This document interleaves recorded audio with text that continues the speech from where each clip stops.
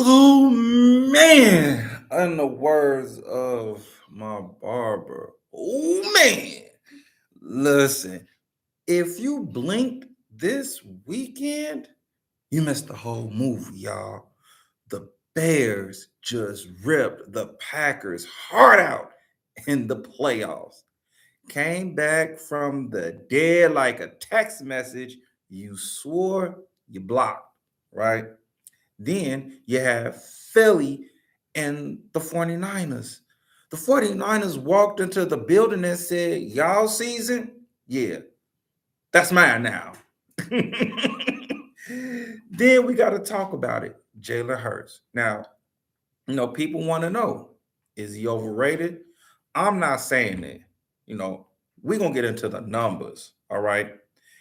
And then because, chaos loves company, we got the Jim Jones and Dame Dash beef that got resurfaced Harlem moment that's got the timeline acting like it's 2004 again, man. Today's episode, sports pain, pride, and relationship lessons all in one. Let's dive in and let's get into it, y'all. Welcome back to Heartbeat Arena, episode 77, where we keep it real about the games and about the relationships because both will humble you. I'm your host, Trillionaire Chuck. Today, we're covering the Bears versus the Packers game, full wild card breakdown, okay? Then we got the 49ers and the Eagles. We're going to talk about that game, okay? Then we're going to get into the question, is Jalen Hurts overrated? We're going to compare his stats from 2025 and 2024, okay? Then we got to talk about the Jim Jones and Dame Dash beef, how it started, and why that old Harlem clip is boiling over now.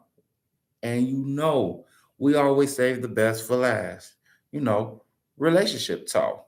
But let's not waste any more time about this because look, I'm ready, I'm excited, I'm charged up. We finna get into it. The Bears beat the Packers to advance in the playoffs, right? So here's the headline. Chicago 31, Green Bay 27 in the NFC Wild Card, right? And the wild part, the Bears dropped 25 points in the fourth quarter. The Packers had them on the ropes. Then Chicago flipped the whole script late. Okay. This game felt like a toxic relationship argument, right? Green Bay came in talking spicy, landed punches early. Then Chicago said, cool. Now say it with your chest in the fourth quarter, right? Let's just go over some of these numbers, okay? We had Jordan Love, who threw for 24 for 46, okay? 323 total passing yards, 4 touchdowns, no interceptions, okay? Caleb Williams, he was 24 for 48, all right? Threw for 361 total passing yards. He threw for 2 touchdowns, and he had 2 interceptions. But let's talk about the rushing game, though. Josh Jacobs had 19 carries, 55 yards rushing. Chris Brooks had 1 carry, 16 yards rushing. Then you had Jaden Reed, who had 1 carry, 14 yards rushing. Jordan Love even had a carry, but he only ran for like 11 yards, right? Now let's talk about the Bears, though. DeAndre Swift, he had 13 carries, rushed for 54 yards, had a touchdown. Okay. Then you had Kyle Molnagi, however you say his last name, right? He had 8 carries, rushed for 27 yards. Caleb, 4 carries, rushed for 20 yards. Then Cole Kmet had 1 carry, he rushed for 1 yard. My man's Luther Burden had 1 carry, had a negative 4 yards. DJ Moore, 1 carry, negative 5 yards. Now let's see what the receivers had did. Romeo Dobbs, man, Romeo Dobbs. Whew, glad we was able to, despite all he did, 8 receptions, 124 yards, receiving 1 touchdown. Then you had Matthew Golden, who had 4 receptions, 84 yards, receiving 1 touchdown. Jaden Reed, 4 receptions, total 43 yards receiving, 1 touchdown, right? Christian Watson, 3 receptions, 36 yards receiving, 1 touchdown. Okay. You hear like touchdown, touchdown, touchdown, touchdown, touchdown, right? You're hearing all this stuff, right? Now, let's talk about the Bears. You had Colston, Loveland, 8 receptions, 137 yards, right? DJ Moore, 6 receptions, 64 yards receiving, 1 touchdown. Roma Dunze, 2 recs, 44 yards receiving. You had Luther Burden the third. He had 3 receptions, 42 yards receiving. Okay. Also, this disappointed me. I didn't like this stat. Cole Komet, no receptions, no yardage. I did not like that at all. But we had my man Olamide Zakuis, who had 1 reception, 8 yards. He had a touchdown. Okay. Now, how did the game pretty much play out, right? Well, let's go over this aspect of it right here. Okay. We're talking about this game here. I mean, it was just a back and back and forth game. It was a back and forth game. I just man. Here's the interesting thing right here. Santos field goals. He was 3 for 3, right? His longest one was 51 yards. He had kicked two. He was 2 for 2 for the extra point conversions, right? So Santos helped us through. Thank you, Santos. Now for the Packers, Brandon Manus, he probably got the pink slip. Like, hey man, don't even come back no more, right? Because he was 0 for 2 for field goal, and he kicked 3 out of the 4 extra points, right? Now, this is this is what really happened. Packers scored 21 points by halftime, right? The Bears only had 3 at half. Most of us thought it was over, but the Bears scored 25 points in the fourth to steal it, right? Love threw 4 touchdowns and still lost. That's the playoffs. It's not about who looks best early. It's who survives late. Now let's talk about these Eagles, right? And how this game transpired. This was gritty, not pretty, gritty. The kind of game where every yard feels like it came with a receipt and a bruise, right? And the moment everybody's gonna remember, right? Jauan Jennings threw a touchdown pass to Christian McCaffrey, and then Purdy hit McCaffrey again late for the go-ahead score, right? Now, Philly had chances, even got 2 interceptions from Cunyon Mitchell, the corner, and still didn't cash in the way a contender has to. Man, we talking 49ers. Brock Purdy, he was 18 for 31. He threw for a total of 262 yards, 2 touchdowns, 2 interceptions, right? Jauan Jennings, 1 for 1, 29 yards, 1 touchdown. Okay. Now, let's talk about Jalen Hurts. He was 20 for 35. He threw for a total of 168 yards, and he only had 1 touchdown, right? Christian McCaffrey, 15 carries, total 48 yards. Then Brock Purdy had 9 carries, total 24 yards, right? Then we had Saquon Barkley, who had 26 carries, total of 106 yards, right? Then we had Jalen Hurts, who had 5 carries, total of 14 yards, okay? Now, the receiving core for the Niners, DeMarcus Robinson, 8 receptions, 111 receiving yards, 1 touchdown. Christian McCaffrey, 6 receptions, total of 66 yards receiving, 2 touchdowns.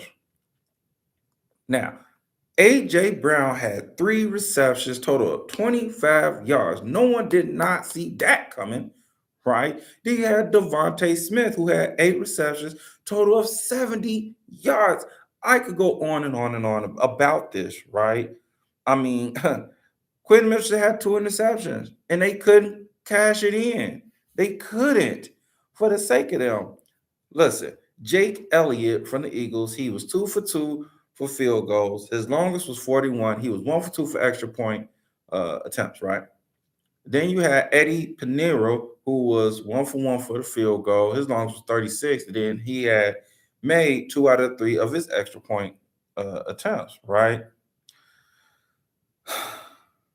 Now that that's out the way, we got to ask this question, right? Is Jalen Hurts overrated? Right? We're going to do this based off the numbers, okay? Now, to be fair, he's not a fraud, but 2025 was a clear step back from 2024 in key efficiency impact areas, okay? And the playoff loss did not help at all right? Now, let's do a comparison from 2024 to 2025. 2024, Jalen Hurts played 15 games. Out of the 15 games, he threw for 2,903 yards.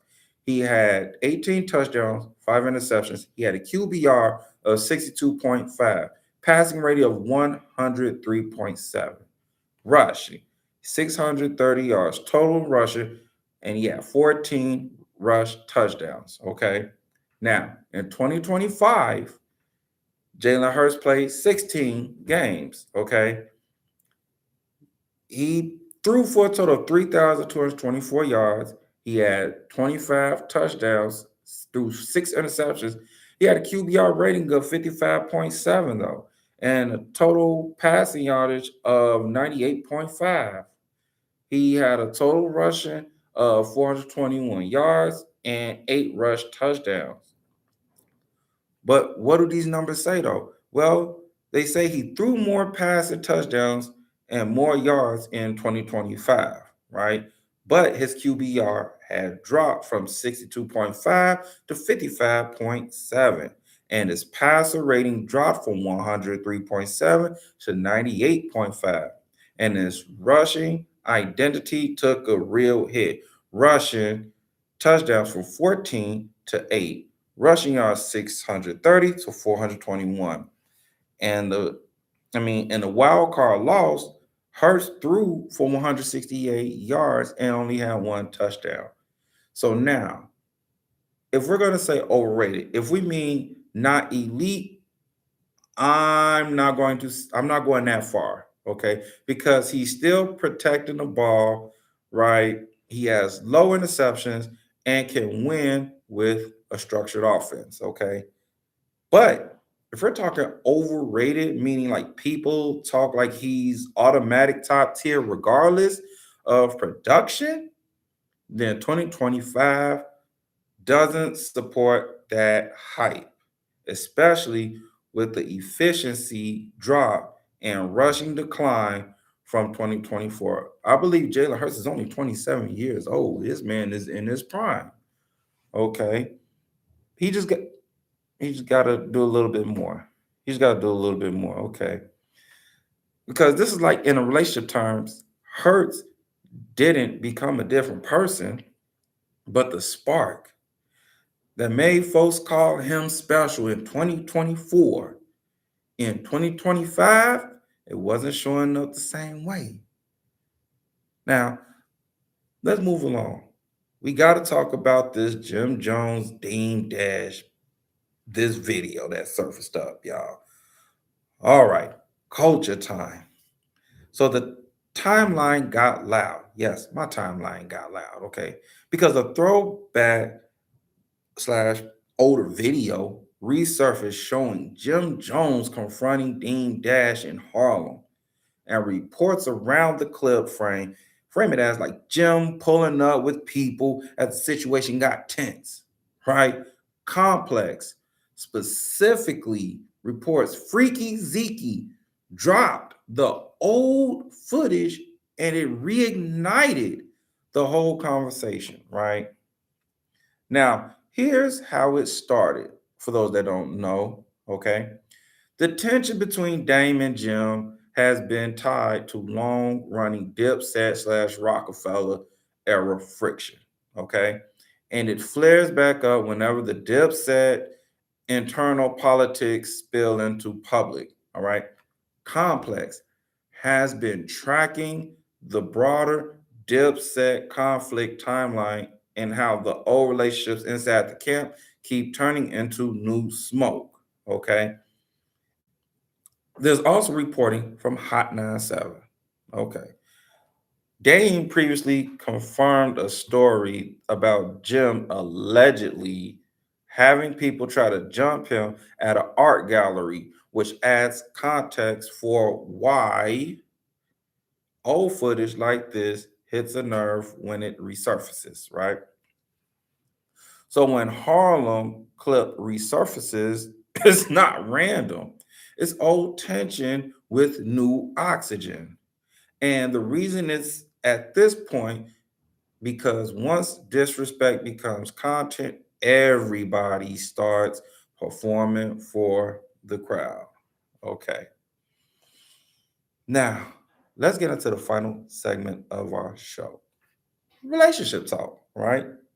Now, let's grab the relationship topic that's ripping couples and singles apart in 2026, even though we just started, right? It's called orbiting. Now, some of you are probably wondering, well, Trey Chuck, what is orbiting? Well, glad you asked. Orbiting is when somebody won't commit, won't show up, won't communicate clearly, okay?